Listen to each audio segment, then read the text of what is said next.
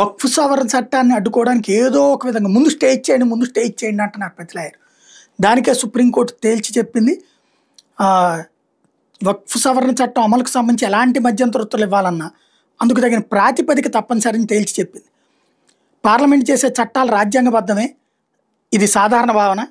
వక్ఫ్ ఆస్తుల్ని డీనోటిఫై చేసేందుకు ప్రభుత్వ అధికారం, రాష్ట్ర కేంద్ర వక్ఫ్ బోర్డుల కూర్పు, వివాదాస్పద ఆస్తులను కలెక్టర్ విచారణ సమయంలో వక్ఫ్గా పరిగణించబోమన్న నిబంధనల మీద మధ్యంతర ఉపశమనం కావాలంటే అమెరికా గట్టి ప్రాతిపదిక తప్పనిసరిని తేల్చి చెప్పింది. ఆ 3 అంశాలపైనే వాదనలు వింటామని గత విచారణ సందర్భంగా ధర్మాసనం స్పష్టం చేసింది. దాంతో వాటి అమలు దిశగా ప్రస్తుతానికి ఎలాంటి చర్యలు తీసుకోబోమని ఈ సందర్భంగా కోర్టు కేంద్రం హామీ ఇచ్చింది. చట్టం అమలుకు సంబంధించి ఎలాంటి మధ్యంతర ఉత్తర్వులు ఇవ్వద్దని అభ్యర్థించింది. వక్ఫ్ భావనలోనే లౌకికత్వం ఇమిడి ఉందని మంగళవారం సమర్పించిన నోట్లో కేంద్రం పేర్కొంది.